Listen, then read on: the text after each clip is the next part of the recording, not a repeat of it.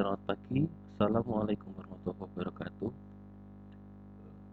Pada kesempatan kali ini akan kita bahas mengenai konsep dari metode permukaan respon.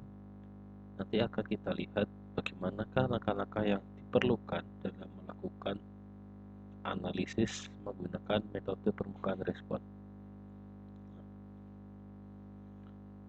Oke, saya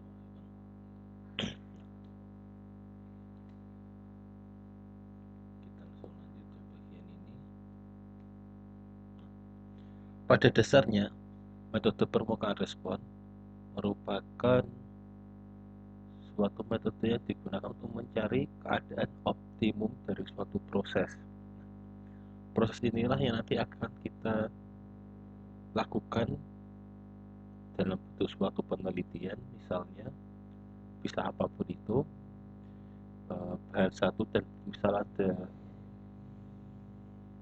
bahan satu atau bahan dua di manakah atau konsentrasi seperti apa yang membuat suatu proses itu optimum dengan bahan satu dan bahan dua komposisinya tertentu atau konsentrasinya tertentu. Dalam hal ini, untuk optimisasi dalam metode permukaan respon dicapai dengan fase-fase sebagai berikut. Ada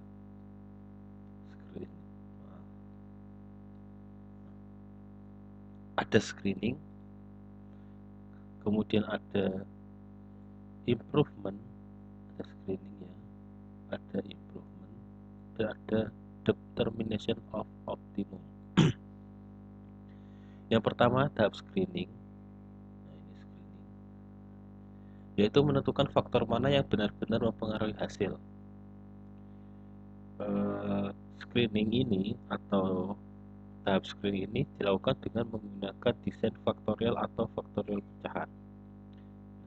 Yang dimaksud dengan menentukan faktor mana yang benar-benar mempengaruhi hasil adalah, misal dalam penelitian kita mempunyai dugaan awal ya, atau model awal kita, desain awal kita ada misal katakanlah 5 faktor.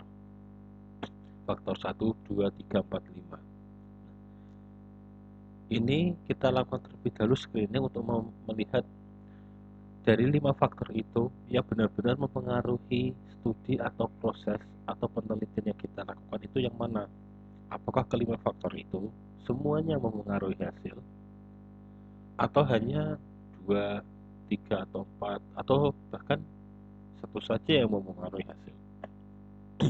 Nah, disinilah dilakukan screening. Jadi tidak mesti semuanya harus dilakukan untuk desain lebih lanjut, cukup yang benar-benar mempengaruhi hasilnya saja secara signifikan atau secara statistik. Juga kita ingat lagi bahwa semakin sedikit faktor yang bisa kita masukkan dalam suatu desain, itu nanti biayanya akan lebih murah, lebih efisien semuanya, dari tenaga, dari waktu, juga dari biaya. Karena jika faktornya banyak, otomatis nanti kombinasi desainnya atau kombinasi perlakuannya itu akan sangat banyak sekali yang harus diamati atau dilakukan. Sehingga di tahap screening ini penting untuk dilakukan terlebih dahulu. Nah, screening ini menggunakan desain faktorial atau faktorial pecahan, seperti yang sudah kita pelajari pada bagian sebelumnya. Nah, kemudian tahap kedua setelah screening diperoleh faktor-faktor yang mempengaruhi hasil tersebut, dilakukan improvement atau namanya pendekatan optimum dengan perubahan berulang dari faktor-faktor yang sudah diperoleh dalam tahap screening sebelumnya. Di sini sebagai contoh, metode yang bisa digunakan adalah box simplex atau dengan pendekatan bagian tercuram. Nah, pendekatan bagian tercuram ini yang nantinya akan digunakan dalam analisis menggunakan metode permukaan respon.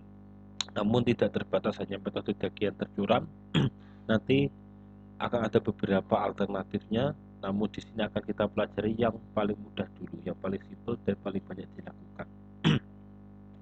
Bagaimana cara melakukan metode bagian tercuram akan dibahas pada bagian berikutnya. Nah, setelah tahap improvement atau kita mendapatkan hasil dari pendekatan dengan metode bagian tercuram atau steepest ascent, steepest descent, tergantung dari nanti prosesnya seperti apa.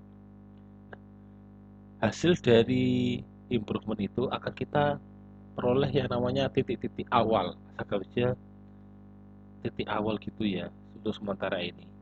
Nanti akan ada istilah yang lebih baku lagi, titik awal ya. Titik awal ini yang akan digunakan, jadi dari improvement ini akan punya titik awal. Nah, titik awal ini akan digunakan pada tahap ketiga, yaitu determination of optimum atau mendapatkan nilai faktor yang optimal. Jadi dari faktor-faktor yang sudah diperoleh tadi dari tahap screening dan improvement, nanti akan dicari nilainya. Jadi misal ada faktor suhu.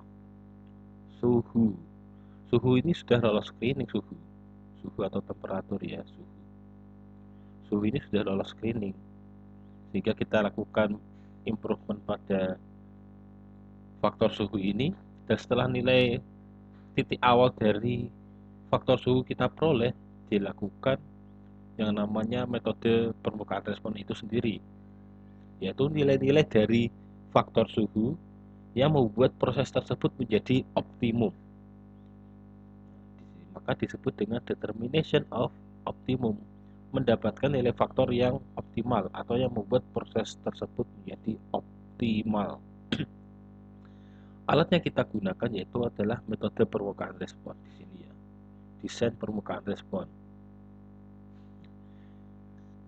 Seperti CCD atau Buchs-Bentgen, atau Buchs-Bentgen biasanya disebut BBD ya, BBD, Buchs-Bentgen Design. Kalau CCD adalah Central Composite Design. Dan juga bisa menggunakan analisis permukaan respon lain yang menggunakan eigenvalues. Nah, di sini akan ada banyak sekali metode permukaan respon yang bisa digunakan. Di literatur juga sudah dijelaskan. Namun dalam tahap kuliah ini, perkuliahan ini akan dibahas dua metode permukaan respon yang paling mudah dan sederhana, yaitu CCD dan BBD. Ini yang paling sederhana karena kita berangkatnya untuk melakukan CCD dan BBD ini dari desain faktorial atau desain faktorial pecahan. Sehingga dalam tiga proses inilah yang akan kita lakukan terlebih dahulu untuk mendapatkan suatu nilai dari faktor yang membuat proses tersebut optimum. Oke, pada bagian selanjutnya, video selanjutnya akan kita bahas tentang skema optimisasi dari metode permukaan respon.